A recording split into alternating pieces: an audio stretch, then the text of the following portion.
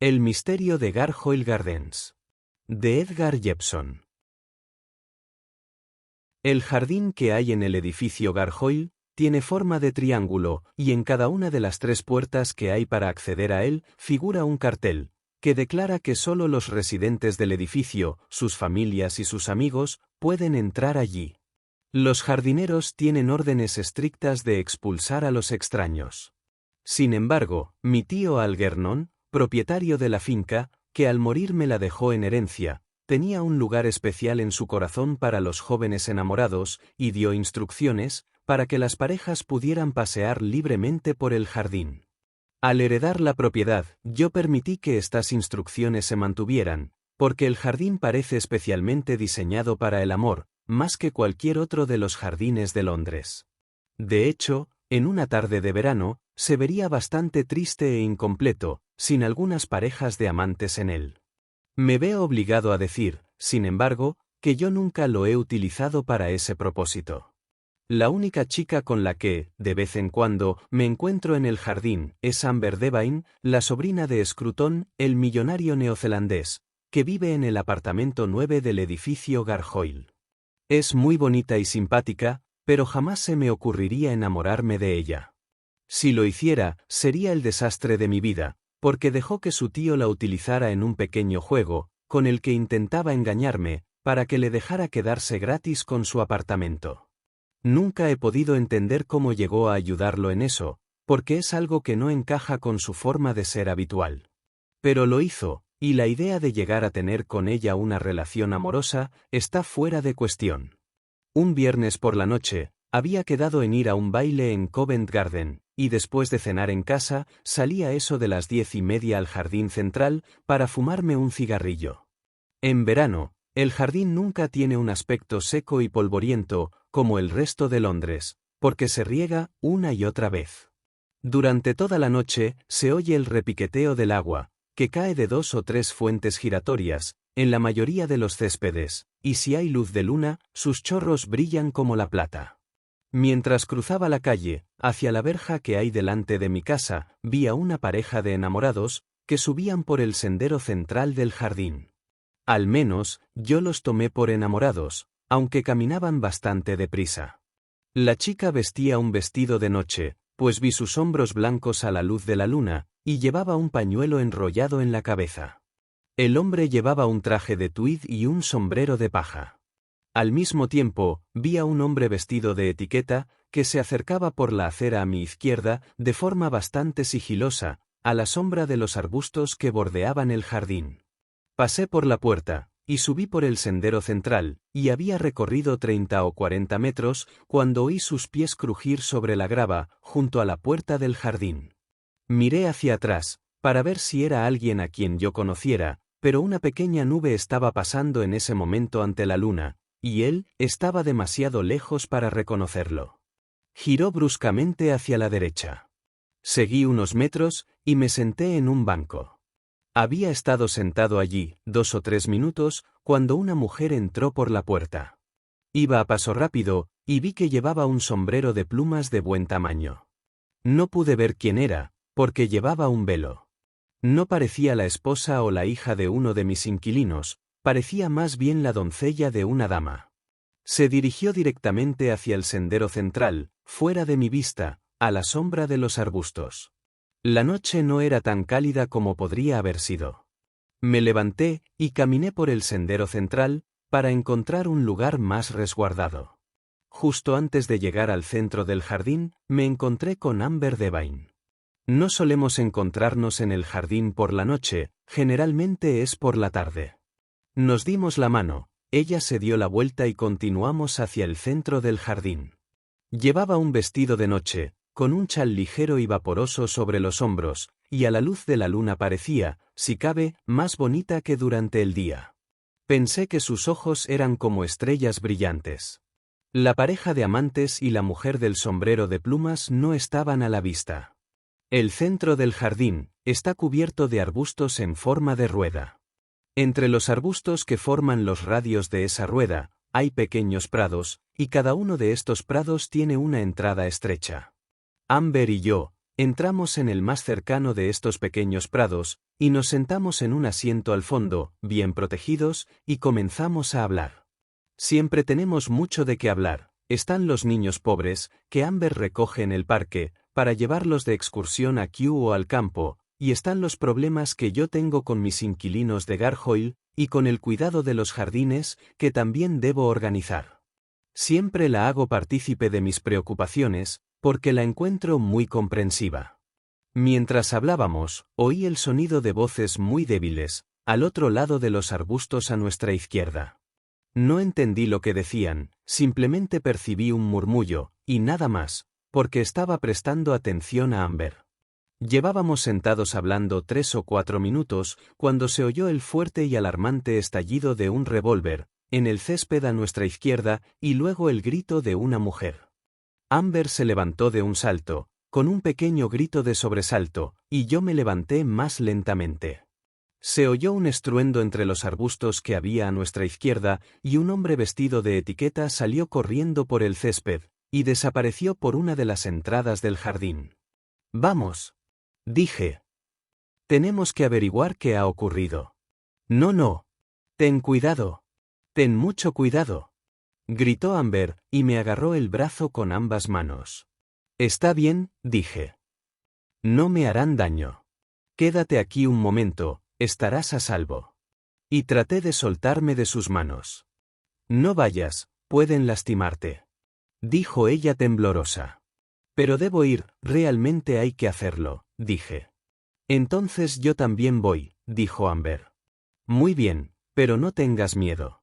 «Me ocuparé de que no te pase nada», dije, y le pasé el brazo por la cintura para animarla.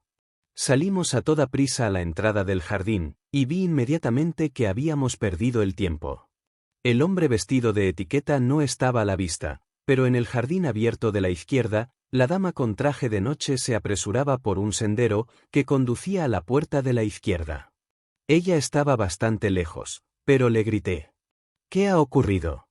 No respondió, ni siquiera miró hacia atrás. Siguió adelante a toda prisa. Luego, más allá de ella, en otro sendero que también conducía a la puerta de la izquierda, vislumbré brevemente a la mujer del sombrero de plumas, que pasaba por un hueco entre dos arbustos. También ella iba deprisa, como si el sonido del disparo la hubiera asustado. Amber y yo corrimos hacia la entrada del jardín, de donde había venido el sonido del disparo. En medio de él yacía un hombre, caído de bruces, con los brazos extendidos. Mi primera sensación fue de gran alivio, al saber que no era una mujer. Corrí hacia él, me arrodillé, y le di la vuelta. Parecía un extranjero, un hombre de unos 30 años. Tenía la cara muy blanca y los ojos entrecerrados. Le tomé el pulso, pero no pude encontrarlo. Estaba seguro de que estaba muerto. Amber rompió a sollozar asustada. Yo no podía hacer nada. Era un asunto que debía resolver un médico y la policía. Me levanté y dije: «Vamos, tenemos que avisar a la policía». Tomamos el camino hacia la puerta de la izquierda. Cuando salimos, no se veía a ninguna de las dos mujeres. Ese lado de los jardines estaba vacío. Llevé a Amber directamente al número 9, y la vi entrar sola con su llave. Luego, corrí por la parte superior de los jardines, y bajé por el otro lado. Al final encontré a Brooks, uno de los policías que los vigila. Le conté lo que había sucedido, y siguiendo su sugerencia, corrimos a mi casa, y le dije a Richards, mi mayordomo, que telefoneara a la comisaría para comunicar la noticia. Luego, Brooks y yo corrimos al lugar del crimen. El hombre yacía tal como lo dejé. Brooks se arrodilló a su lado y lo examinó. «Está muerto», dijo con voz algo temblorosa, y se puso de pie, con expresión de asombro. Empezó a mirar alrededor del césped, sosteniendo la linterna a unos 60 centímetros del suelo y examinándolo con atención. A unos 2 metros del muerto encontró 3 sobres, muy juntos. Estaban vacíos y los 3 estaban dirigidos a Sir Theobald Bowles. Las direcciones estaban escritas a máquina. Yo conocía a Bowles y pude asegurarle a Brooks que el muerto no era él. «Bueno, es extraño que tuviera las cartas de Sir Theobald Walsh», dijo Brooks. Y siguió buscando. El sombrero del muerto, un sombrero de paja, estaba a unos 10 metros del cuerpo, cerca de los arbustos de la izquierda, como si se le hubiera caído de la cabeza y hubiera rodado al caer. Al otro lado del césped, detrás del muerto, a medio camino entre su cuerpo y los arbustos de la derecha, Brooks cogió un pequeño revólver. Estaba clavado en la hierba. A la luz de su linterna, vimos que era de fabricación francesa, y que la parte superior del cañón estaba obstruida con tierra. Pero, ¿por qué demonios se quedó clavado en el césped? Dije. No se le pudo haber caído al asesino, porque no pesa lo suficiente como para quedar de esta manera. Brooks dijo que sería mejor que no pisoteáramos demasiado el césped, de modo que salimos de allí y esperamos en la entrada, comentando el crimen. Era evidente que el asesino se trataba de la dama vestida de noche, o el hombre que había salido corriendo de entre los arbustos. Uno de ellos debía haber disparado. No habíamos esperado mucho, cuando un inspector de policía, un médico y un hombre con traje de tweed gris llegaron a toda prisa. Los seguían 2 policías que empujaban una camilla. Me di cuenta de que el hombre de tweed era un detective y se llamaba Pardoe. Estaba en la comisaría cuando llegó el mensaje telefónico. Era alto y delgado, de nariz aguileña, cejas pobladas y labios finos. Parecía un halcón. Se hizo cargo del asunto y dio las órdenes pertinentes. Le dije rápidamente lo que sabía, y de inmediato envió a los 2 policías a buscar por el jardín, para ver si alguien había oído el disparo, o había visto a la dama, o al hombre de traje de noche. Luego, él y el médico fueron al jardín, donde estaba el cadáver. El médico se arrodilló a su lado, y enseguida le oí decir: «Tiene las vértebras cervicales destrozadas. Debe haber muerto en el acto. La bala está incrustada en su cuello». Pardoe fue a buscar la ambulancia, y cargó el cadáver. Luego, a la luz de las linternas de los policías, registró los bolsillos del muerto. En el bolsillo superior de la chaqueta había una bolsa de dinero de buen tamaño. La abrió, y sacó un puñado de monedas. Todas eran soberanos. En uno de los bolsillos del pantalón había un puñado de monedas sueltas de plata y cobre. En uno de los bolsillos laterales de la chaqueta había una navaja de aspecto feo, como las que llevan los marineros, y muy afilada. En el otro bolsillo había un paquete de tabaco caporal y papel de fumar. En uno de los bolsillos del chaleco había un reloj americano barato, en el otro había 4 tarjetas de visita, en las que estaba impreso el nombre de Etienne Bechut. Cuando leyó el nombre en las tarjetas de visita, Pardoe tomó una linterna y nuevamente miró atentamente el rostro del muerto. Creí que lo conocía. Era un tipo peligroso. «Del Soho», dijo con frases rápidas y entrecortadas. «Bueno, pronto lo sabremos todo sobre él», dijo el inspector. Entonces Brooks sacó el revólver y los sobres escritos a máquina, dirigidos a Sir Theobald Bowles. Pardoe los examinó a la luz de una linterna, luego empezó a interrogarme detenidamente y durante largo rato sobre lo que había visto y oído. Le dije que había visto al hombre asesinado caminar por el sendero central del jardín, con una dama vestida de noche, que había visto al hombre vestido de etiqueta entrar en el jardín y subir por el sendero de la derecha, y que una mujer, con velo y sombrero de plumas, había subido por el sendero central unos 50 metros detrás de la dama y el hombre asesinado. También dije que yo mismo había paseado por ese sendero, me había encontrado con Amber Devine y la había acompañado hasta el césped de la izquierda, y que habíamos oído el disparo del revólver y el grito, y habíamos visto al hombre vestido de etiqueta detenerse. ¿Vio usted cómo era la dama vestida de noche?, preguntó Pardoe. No, no con claridad, respondí. Pero tuve la impresión de que era una dama, ¿sabe? Pero no la reconocí, y no creo que pudiera reconocerla ahora. Este extranjero no parece el tipo de hombre con el que una dama pasearía a esta hora, dijo el médico. Tiene razón, doctor Brandon, repuso Pardoe lentamente. Pero luego está esa bolsa de monedas. ¿Chantaje?, preguntó el doctor Brandon. Eso parece, dijo Pardoe. Pero, ¿por qué iba a dispararle? Ella tenía las cartas, dije. Eso no lo sabemos, señor, contestó Pardoe. Quizás ella quería asegurarse de que él no la chantajeara nuevamente, dijo el doctor Brandon. No sabemos si ella le disparó, dijo Pardoe. Y empezó a interrogarme sobre el hombre vestido de etiqueta.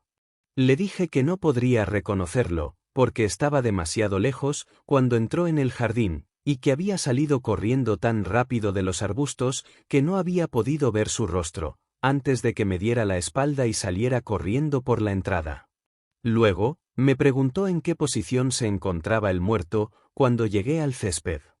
Le dije que estaba boca abajo, y que había caído con la cara hacia los arbustos de la izquierda, de donde había salido corriendo el hombre vestido de etiqueta. Pardoe le preguntó al médico si un hombre con esa herida caería hacia adelante.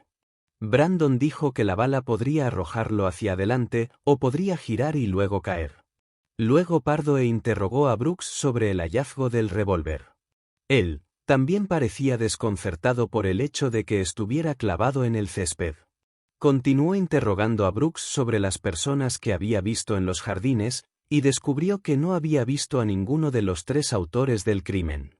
Estaba en medio de estas preguntas, cuando los 2 policías que habían estado registrando el jardín, en busca de alguien que hubiera oído el disparo del revólver, o visto a la dama o al hombre de etiqueta mientras huían, regresaron con la noticia de que no habían encontrado a nadie más que pudiera darles información. Habían encontrado 3 parejas de amantes, pero cada pareja estaba tan absorta en sus asuntos que no habían oído ni visto nada. Pardoe frunció el ceño y reflexionó un momento. Luego, le dijo al inspector que se iba directamente al Soho, para intentar encontrar algo en la casa de Bechut que pudiera arrojar algo de luz sobre el asunto, y que volvería a las 3:30 para registrar el césped y los arbustos.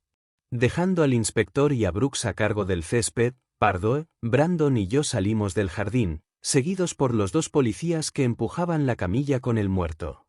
Me fui a casa. A las 12 cené algo, y después fumé, leí y estuve pensando en el crimen, hasta las 3:30. Luego, volví al jardín, y encontré a Pardoe y a la policía, iniciando su reconocimiento del césped a la luz del día. A la entrada, Pardoe hizo un descubrimiento: de la rama saliente de un arbusto, colgaba un pañuelo de encaje negro. Era evidente que se le había caído de la cabeza a la señora cuando salió corriendo del jardín. Era un pañuelo caro, pero no poco común. En el césped no encontraron ninguna otra pista. Luego, buscaron en el matorral de la izquierda, de donde había salido corriendo el hombre de etiqueta. Allí no encontraron nada, ni siquiera sus huellas, pues el suelo estaba seco. Continuaron buscando en el matorral de la derecha, y allí encontraron una de esas bolsas de cuero, en las que las mujeres llevan sus pañuelos y carteras. Era vieja, estaba gastada y raída. Tal vez la hubiera tirado una niñera. Olía intensamente a algún perfume áspero de violetas, pero con el tiempo seco que habíamos tenido, podría haber estado allí un día o 2 y conservar todavía el aroma. No había nada más que hacer, y me fui a la cama. Poco después del desayuno de la mañana siguiente, fui al número 9 para hablar del asunto con Amber. Descubrí que ella no podía arrojar más luz que yo sobre la identidad del hombre o la mujer. Me sorprendió no encontrar ninguna mención del asunto en los periódicos de la tarde. Al parecer, la policía se reservaba su opinión. Pardoe vino a verme por la tarde para hablar sobre mi declaración, y me enteré por él de que Sir Theobald Bowles se había declarado absolutamente incapaz de identificar los 3 sobres. Pude asegurarle que eso zanjaba la cuestión de si conseguiría alguna información por esa parte. Yo conozco a Bowles, y sé que es terco como un buey. Al mismo tiempo, no se le puede culpar por no querer delatar a una dama. La vista judicial no aportó ningún dato nuevo, sino que más bien complicó el asunto. Hizo que pareciera muy improbable que el revólver hubiera sido disparado desde el arbusto de la izquierda, ya que Brooks lo había encontrado entre el lugar donde cayó el hombre y el arbusto de la derecha. Esto hizo que pareciera que la mujer había disparado el tiro. Pero, ¿por qué había gritado después del disparo y no antes? No había mucha gente en la vista, pero entre los asistentes vi al duque de Letchworth, y noté que estaba muy interesado en las pruebas. No sabía que era una de esas personas a las que les gustan los crímenes y los juicios, y nunca me había parecido morboso. Me sorprendió mucho descubrir que no hubo un aluvión de artículos en los periódicos. Había esperado que hubiera columnas y más columnas sobre el caso.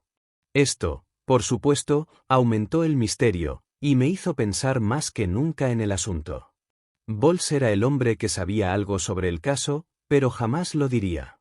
Fue curioso que después de la investigación preliminar, pareciera que no sucedía nada más. La policía siguió con sus pesquisas, yo lo sabía, porque veía a Pardo en los jardines con frecuencia, y una o dos veces vino a verme y a hablar sobre las pequeñas pistas que había encontrado. No tenían ningún valor, y pronto quedó claro que la policía estaba frustrada. No habían podido seguir ningún rastro por el pañuelo, y tampoco pudieron encontrar a la mujer del sombrero de plumas. Ella podría haber arrojado algo de luz sobre el asunto.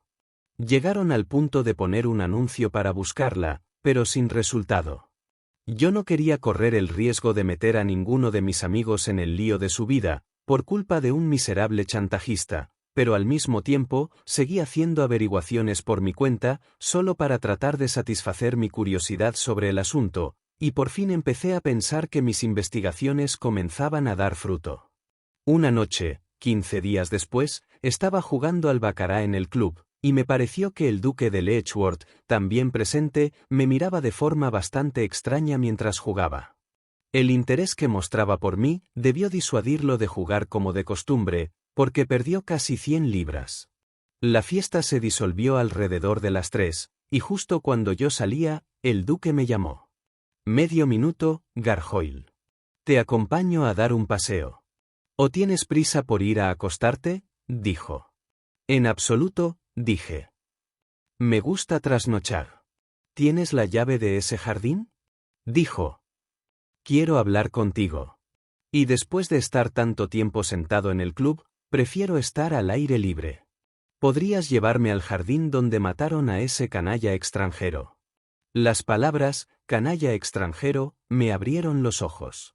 Parecía que el duque sabía algo sobre el asunto, desde luego, más que yo. Llevaba una llave conmigo, salimos al jardín y fuimos directamente al césped. «Quiero hablarle de este asesinato», dijo lentamente, mirando alrededor del césped. «Sé quién era la dama a la que chantajearon, y quién era el hombre que se escapó. Vinieron a verme, y se pusieron en mis manos. Si continúa con sus investigaciones, descubrirá quiénes eran, y es muy probable que informe a la policía, lo cual sería muy perjudicial, ya que podría causar un escándalo espantoso. Ahora, quiero asegurarle que estoy absolutamente convencido de que ninguno de ellos tuvo nada que ver con el tiroteo». Ambos se sorprendieron por completo, y como vio, se escaparon. Creo que fue lo mejor que pudieron hacer en esas circunstancias. No sé si aceptará mi afirmación de que eran inocentes, pero estoy absolutamente convencido de ello. «Estoy dispuesto a aceptarlo», dije rápidamente. «Prefiero aceptar su opinión sobre este asunto, antes que la de cualquier otra persona». «Gracias. Pensé que lo haría», dijo. Y suspiró, como si se hubiera quitado un peso de encima. «Hay uno o dos puntos que apoyan mi juicio», continuó. «El hombre estaba tendido aquí, y el revólver allí, cerca de los arbustos de la derecha. El hombre que salió corriendo, estaba en los arbustos de la izquierda, al otro lado del cuerpo. El tiro se hizo desde los arbustos de la derecha. Me di cuenta, y eso complica el asunto. Deja al hombre bastante al margen, pero hace que parezca que la mujer fue quien disparó», dije. «Sin embargo, usted mismo ha puesto de manifiesto con total claridad que la mujer gritó después del disparo. Creo que me dijo la verdad, cuando afirmó que gritó, porque el disparo la sorprendió y la asustó». «Sí, eso suena bastante bien», dije. «Pero si ninguno de los dos disparó, ¿quién demonios lo hizo?», pregunté. «Bueno, creo que la policía no le dio la importancia suficiente a la cartera que encontraron en el matorral de la derecha y al hecho de que el revólver era de fabricación francesa. Esas me parecen las verdaderas pistas para encontrar al asesino». «Entonces, ¿quién cree que fue el asesino?». «La mujer del sombrero de plumas», dijo el duque. «Pero será imposible averiguar de quién se trataba», dije. «Sí, Lo sé. Iba con velo. Estaba siguiendo a ese sinvergüenza chantajista y a la dama. También se escapó y desapareció. Nunca respondió al anuncio. La cuestión es, ¿por qué se esconde?, dijo el duque. Son hechos bastante extraños. Tendré que analizarlos desde este punto de vista, dije. Y podría ponerlos en conocimiento de la policía. Si siguen trabajando como hasta ahora, podrían descubrir a esas dos personas inocentes y causar muchos problemas. No parece probable, y me he encargado de que no se les anime a mostrar demasiado celo en el asunto, pero podrían hacerlo si no se les pone sobre la pista correcta. Lo haré, o por lo menos, lo intentaré, dije. Gracias, dijo el duque. Nos dimos la vuelta y caminamos hasta el fondo del jardín. Cuando salimos por la verja, dije. Supongo que, ya sea que se inmiscuya la policía o no, este asunto ha destrozado las vidas de esas dos personas. No, no lo creo, dijo el duque lentamente. Creo que será más bien al revés. Se estaban distanciando, pero este asunto, estar juntos en este lío, los está uniendo de nuevo. Está bien, dije. Estaba claro que el duque había cuidado de que la policía no interviniera demasiado en el asunto, pues no vi a Pardoe durante 2 o 3 días. Una mañana, volvió. Bueno, señor Pardoe, dije, he descubierto quién asesinó a Etienne Bechut. Para empezar, no fue ni la dama a la que chantajeaba ni el hombre vestido de etiqueta. Naturalmente, no quieren aparecer en el asunto, pero se han puesto en manos de una tercera persona y le han contado lo que sucedió. Estoy absolutamente convencido de su inocencia. Hice una pausa. Pardoe se rascó la cabeza y me miró fijamente. Disculpe que le pregunte, señor, pero ¿cree usted esto sincera y honestamente? Le doy mi palabra de que creo que son absolutamente inocentes. Supongo, señor, que usted es la persona en cuyas manos se ponen. No dije nada. Bien, señor, ¿cuáles son sus nuevos datos sobre el caso?, preguntó. El tiro fue realizado desde el arbusto de la derecha, por la mujer del sombrero de plumas. Pardoe frunció el ceño pensativamente. He pensado en ella muchas veces, dijo. Bueno, mi teoría es que siguió a Bechut y a la señora, llevando consigo el revólver en la bolsa que se encontró. Se deslizó entre los arbustos de la derecha, sacó el revólver de la bolsa, tiró la bolsa al suelo, disparó a Bechut y arrojó el revólver a un lado, de modo que se quedó clavado en la hierba. Pardoe permaneció sentado muy quieto, con el ceño fruncido. Luego dijo: sin duda hay algo de cierto en esto. La buscaré en el Soho. Me dio los buenos días y se fue a toda prisa. 3 días después volvió. Cuando ya estábamos instalados en la biblioteca, me dijo: bueno, señor, he encontrado a la mujer del sombrero de plumas, o para ser más exactos, he seguido su rastro. Ese hombre, Bechut, estaba muy involucrado con una mujer llamada Césarine Thibaudier. Parece que ella era una persona muy poco recomendable, tan poco como el propio Bechut. Al mismo tiempo, parece que estaba encaprichada con él y era celosa hasta el cansancio. Parece que él había planeado irse a Francia en secreto, tan pronto como consiguiera el dinero que esperaba obtener con su chantaje. Simplemente, estaba huyendo de ella. Ella se enteró de este plan y se peleó con él, porque había llegado a la conclusión de que se iba con otra mujer. Debió haberlo vigilado y seguido. Parece bastante prometedor, dije. Sí, encaja perfectamente, dijo Pardoe. Y luego se fue, a las 6 de la mañana siguiente al asesinato, y no se la ha vuelto a ver desde entonces. Probablemente, esté en París. Bueno, debería poder atraparla sin demasiada dificultad, dije. ¿Irá usted mismo a París? Espere un momento, señor, dijo Pardoe sonriendo. ¿Dónde están nuestras pruebas? No he podido encontrar a nadie que haya visto a Césarine Thibaudier más cerca de Gartoil Gardens que de Soho. Es cierto que he encontrado a 2 de sus amigas, que afirman que el bolso de mano que encontramos es la imagen misma de uno que le pertenecía, pero conté a 9 mujeres en Soho que llevaban el mismo bolso de mano en el transcurso de una mañana. Además, Césarin Thibaudier usaba ese perfume de violetas al que olía el bolso. Pero las dos mujeres que me lo dijeron, también usaban el mismo perfume. No he podido encontrar ningún rastro en el revólver que nos lleve hasta ella, y no me sorprendería que perteneciera al propio Bechut, y ella se lo quitara y le disparara con él. Una vez más, ni la dama chantajeada ni el hombre que salió corriendo vieron a la persona que disparó el tiro, o, supongo, se lo habrían dicho a usted. A menos que esta mujer decida confesar, no tenemos pruebas suficientes para culparla. De todos modos, estoy convencido de que esta mujer siguió a Bechut hasta los jardines de Gargoyle y le disparó desde los arbustos, dije. Pardoe bebió un largo trago de whisky con soda.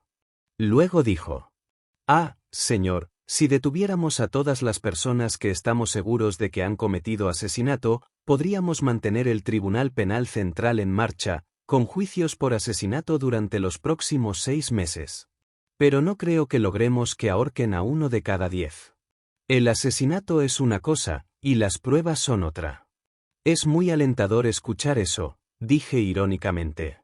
Desde entonces, no he vuelto a ver a Pardoe, ni la policía ha detenido a Césarin Thibaudier. Fin.